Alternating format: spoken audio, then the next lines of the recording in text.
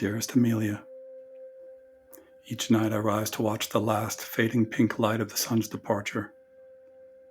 All the vivid colors God has given us to bring joy fades with it.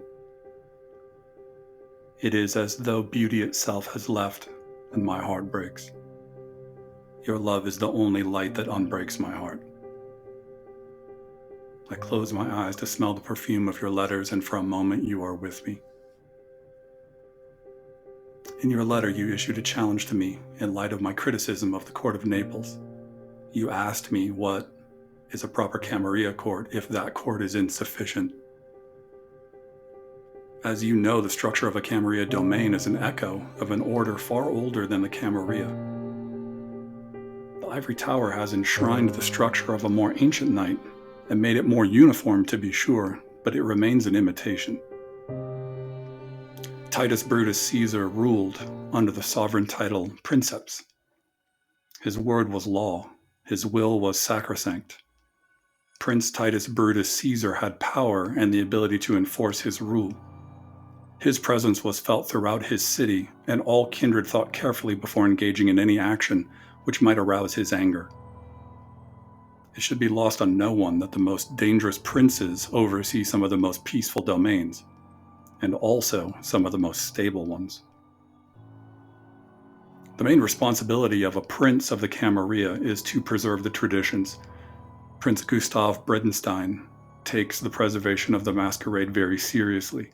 As a prince of the Camarilla, he says that the preservation and enforcement of the traditions is the Camarilla's most important goal. But as we've discussed, the prince has a great self-interest in defending these traditions, as they are also the source of his authority within the domain. I'll discuss the traditions in greater length in another letter, as I think they're an important conversation to have in understanding these relative cultures. Prince Veronique d'Orléans created the laws of her domain on a more local and unique level called courtesies, in accordance with her preferred method of rule. This is a fantastic answer to the gray areas not addressed by the traditions. She's an amazing addition to the Bruja clan because she keeps a close watch on those who enter, those who may remain, and those who have feeding territory within the domain, and the location of Elysium. Naples is a garden growing dissent, anarchy, and turmoil, but also opportunity. You will notice that it was not the Prince of Naples who chose the court positions.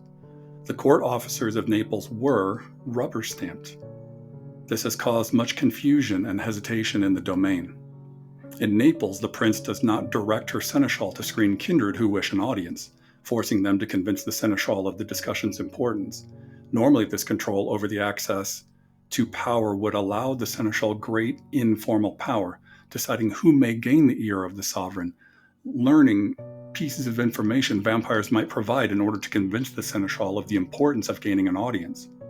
Does the populace even know who the seneschal is, if she assumes the authority of the domain in a gathering where the prince is absent?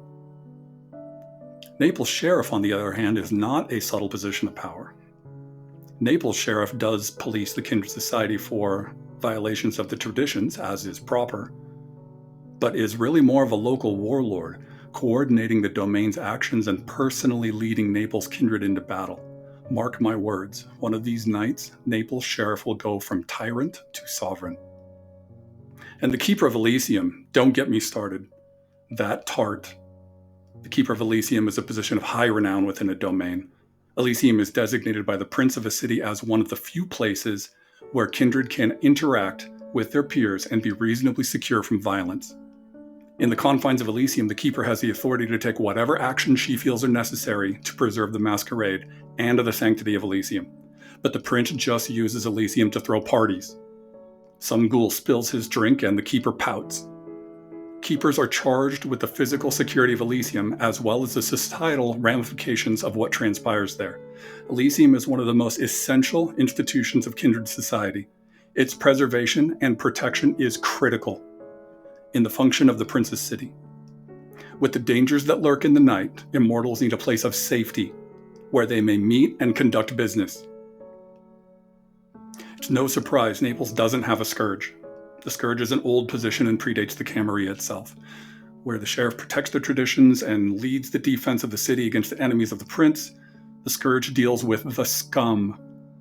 Clanless riffraff, illegally created childer, fugitive criminals, those bottom feeders who exist at the periphery of canine society. Tell me this does not sound like Naples. It takes a special form of kindred to desire to serve as the scourge, perhaps the cruelest among us. For while their duty may be necessary though unpleasant, many scourges seem to revel in it. Naples is ruled by her Primogen. Their power is not derived from the prince, and they damn well know it. The Prince of Matchburg is believed to have coined the term Primogen. He recruited a number of important elders to provide counsel when he wanted to take the old kingdom of Transylvania from the Zamis. Individual princes, wanting the support of local elders and other important kindred, shared their power with these councils. After the Convention of Thorns in 1493, a Primogen Council of Advisors became a major part of the societies of each city. Why? It's scandalous that Naples has Primogen that are not pillar clans of the Camarilla, with no sitting justicar. The clans have chosen their Primogen well. They advised the prince to continue throwing her parties while they slowly bleed more power from her hands. The Primogen of Naples have no problem keeping their clans under control when the prince hands out domains and feeding privileges to the Primogen just for the asking.